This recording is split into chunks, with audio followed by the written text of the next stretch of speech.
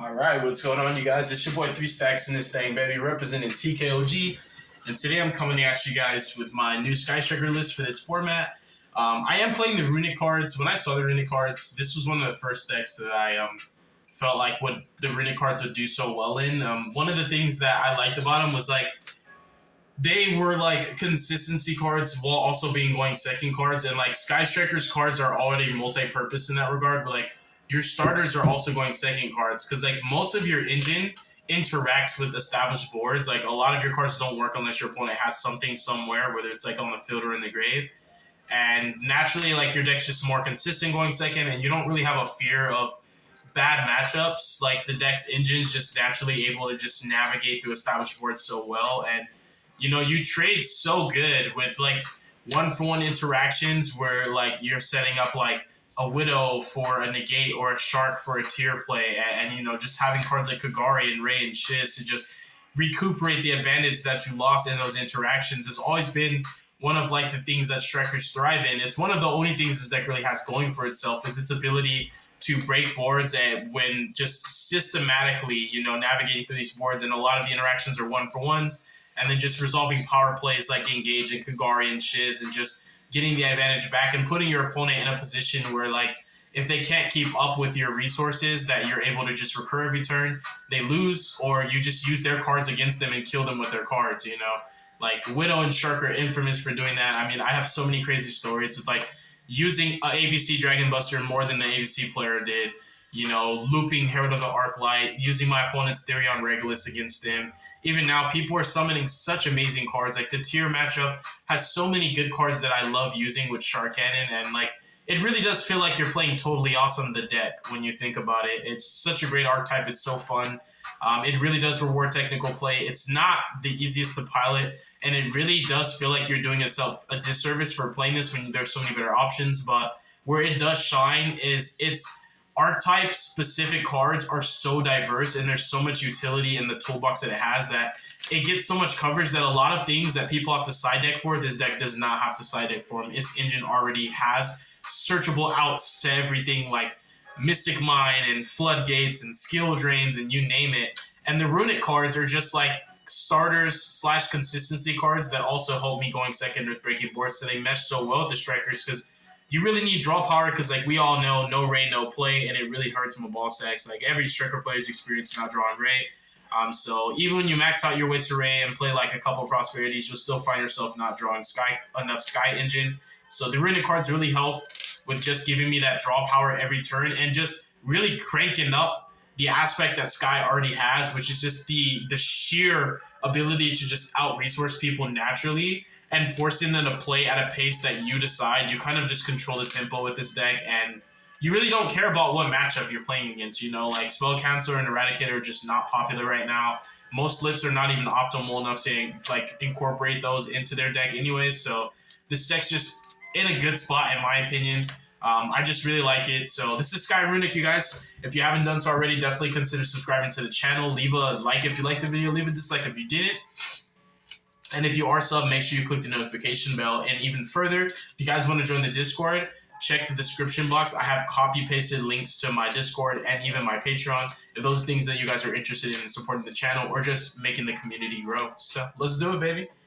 So for starters, like we obviously have the Sky Engine. Like the Sky cards are literally, even as good as the Runick cards, I still am like just so adamant that on like Sky Strikers as a deck, I just feel like the Sky cards are still the best cards in the deck. If you guys didn't know, like I am like a diehard Sky Striker player. Like I just really love this deck.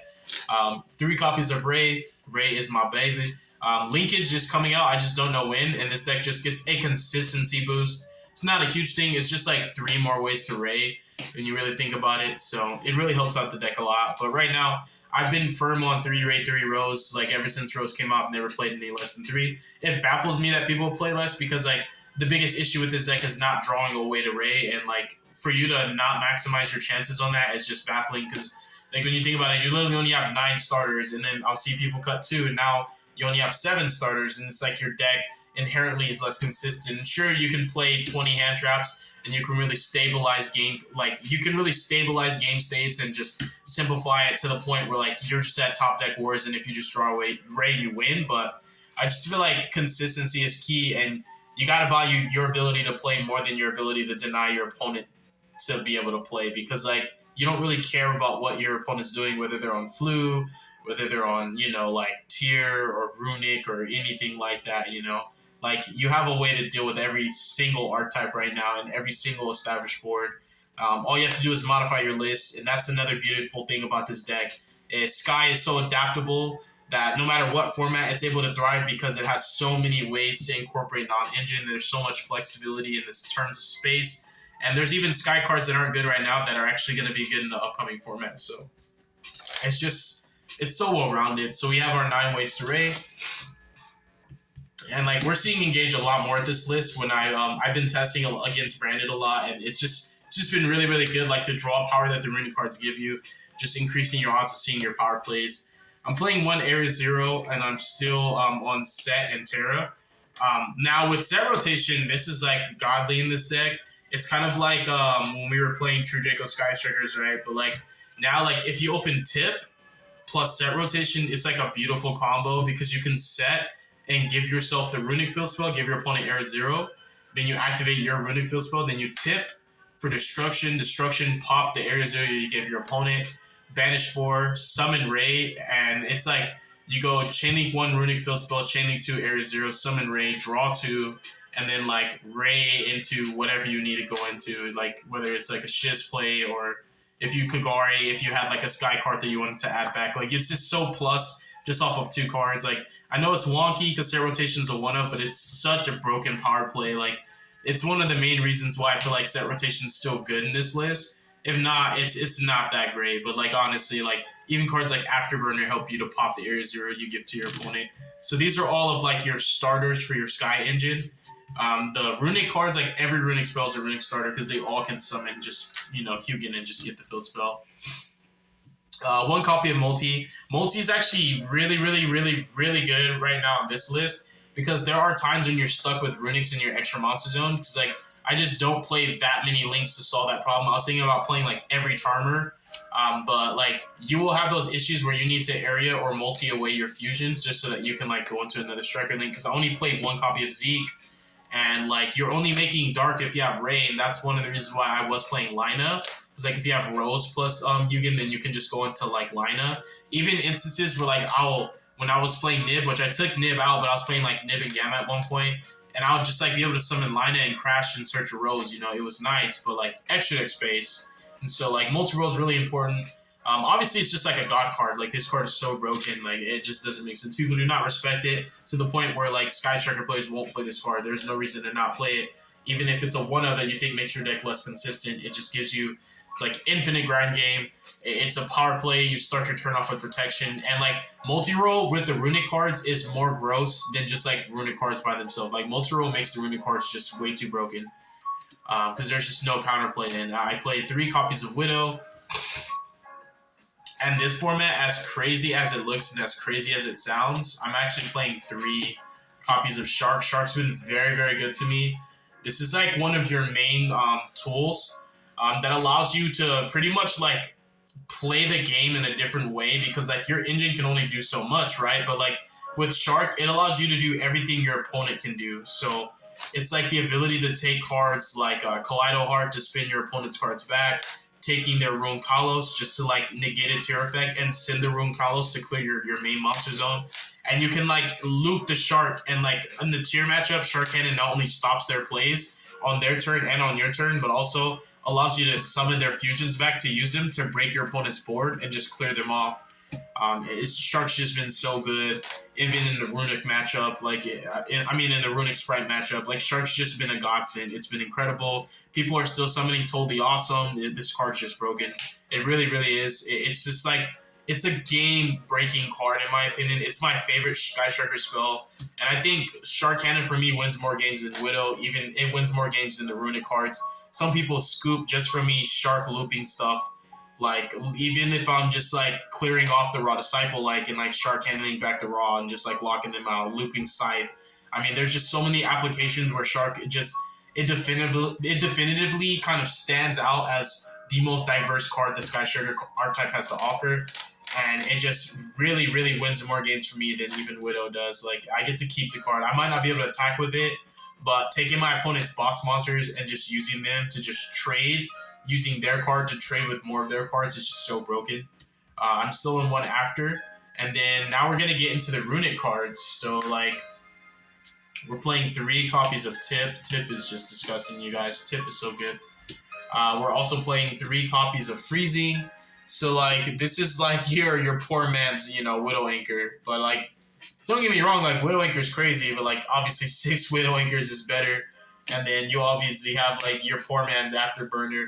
I do think that, like, if these cards didn't banish, they wouldn't really be that great. Because, like, Afterburners is better, it's not once per turn. Widow Anchor is better, it's not once per turn. But, like, these cards giving me information is also super vital. Knowing your matchup, giving you that value as far as your side decking goes in Game 2 and 3 is also super important. And it is notable that, like, Destruction and Flashing Fire have similar applications to just Afterburner, being able to clear back rows and monsters, which is still what makes Afterburner superior in a lot of ways, but like, decking people out with Mystic Mine is also super funny because people are not respecting Mine and they think it's a bad card. But, like, I think Mine's only bad, like, when you only have one way to access it and they out it. But, like, when you're playing a deck like this where you don't need Mine and you can already win without it, and when Mystic Mine becomes a nice to have and not a need to have, that's where it's a problem because people work so hard just to out Mine. And it's like your entire deck's engine is already able to beat them without the Mine. So, like, you have multiple ways to access Mine. You can deck people out if you just want to be the douche. And then, like, you have so many ways to disrupt them in the first place. It's like, it's so hard to be killed because you can play so defensively with your opponent's cards and your cards. I do play 2 Slumber. I went back and forth between Slumber and Eagle because, like, if you, I believe if you activate Eagle Chain Slumber, Slumber will still apply the protection and then Eagle kicks in. The other thing was just, like, looking at Slumber and Eagle as, like, 2 different engines, like both your engines be able to search protection for your links. So, like, when you're playing defensively with Kaina, like Kaina with Eagle Booster or Kaina with Slumber, just make sure that you won't die. And with this deck, if you don't die, your crackback is so insane with the Runicks drawing every single turn, and, like, cards like Engage and Kagari and Shiz is just so much free real estate. And I do play the Smiting because, like, you do with this deck, you will get to game states like where Tier on their first turn mill their half of their deck. Like, literally, Tier Limit mills half of their deck, so it's just, like, so much easier to just deck them out because they're milling too many cards in the first place. Like, it's not my fault. It's not. It's their fault. They made their deck so small. So that's the Runick cards. Oh, yeah, I do play two Fountain. Even if I'm splashing Runick, like, if I'm not playing that many Runick cards, let's say I just played the standard 12, I still believe in 2 Fountain just simply because in the Runick matchup, if your Fountain gets banished, you kind of just, like, lose all the value that you get past turn 1 with the Runick cards, and then it just becomes random chaos. So I like the 2 Fountains. Also on 3, Mystic Mine, people do, like I said, they do not respect this card at all. People think it's bad. I think this card's great. If I'm playing against Tier, they're just going to end on a counter trap.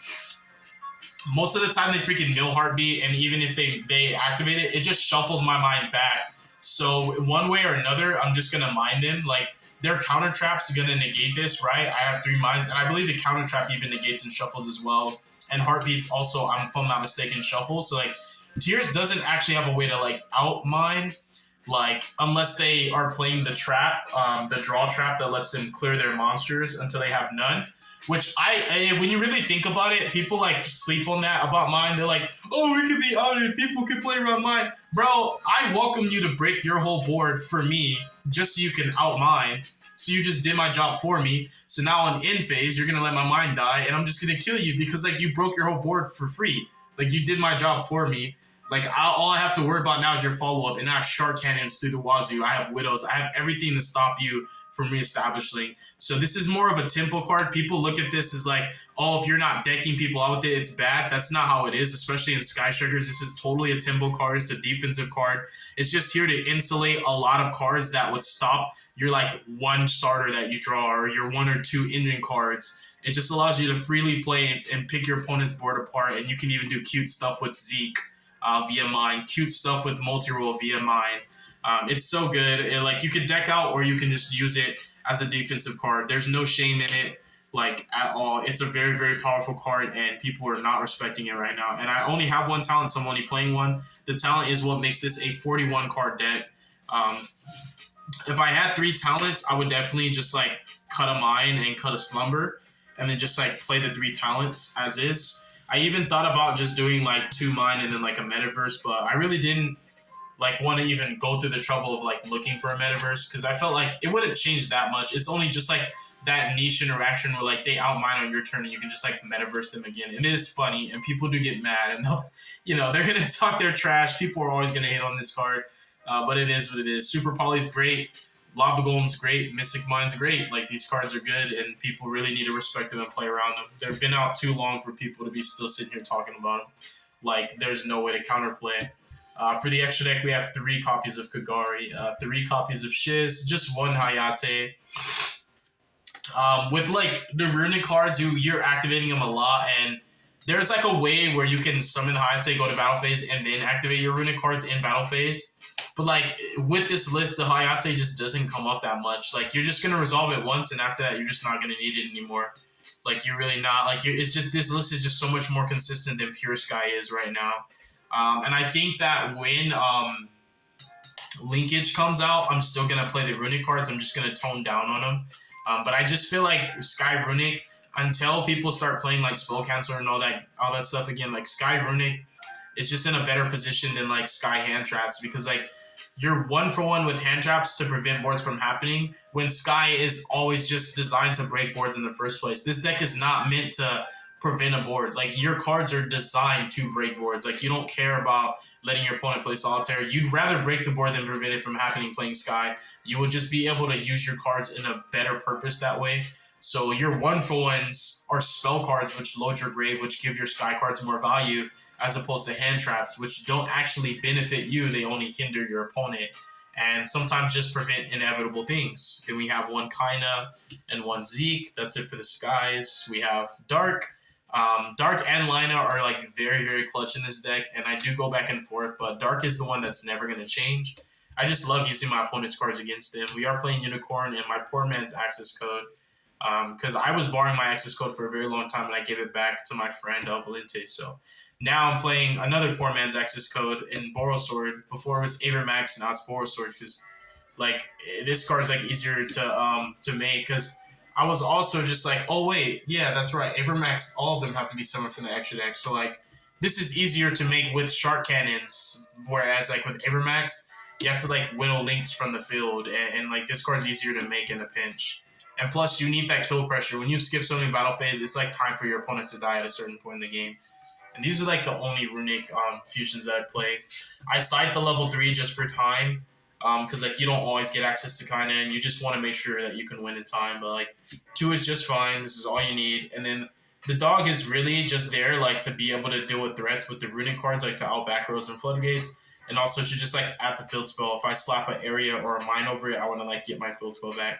I'm not too crazy and like focused on like mine decking out, or you would play 3. But like most Mystic Mine outs that people are playing now are cards like Smashers and Heartbeats. And so, like, this protecting mine is not as relevant as it used to be. So it's literally here just to search the field spell and to protect me from cards like Lightning Storm, Pulse-Siding, Lightning Storm, like, to protect my back rows, So that's really what it's there. Its purpose is more to be used, like, in the way it was designed to, as opposed to just being, like, a card that just prohibits this from being removed from the field. So thank you guys so much for watching. God bless you. Make good choices. Don't your brain cells. Stay tuned for future content. You have a beautiful day, all right? If you're interested in seeing me playing Skies, definitely let me know. I have some testing videos, but they are against friends. I want to get testing videos against, like more competitive players that play, like, meta, and people that just really, like, care more about winning than having fun. Those are the kind of people that I feel like I really need to get duels against on this channel, because those games are just more enjoyable to watch, because, like, you're playing against players that are on either a similar level or even a higher level than you, and that's like that competitive gameplay that I think you guys really want to see. For funsy duels with the homies are always cool and they're always nice, but you learn more from competitive duels, honestly. So I'm definitely gonna try and get some more competitive duels for you guys, but for right now, I'm gonna sign out. All right, peace.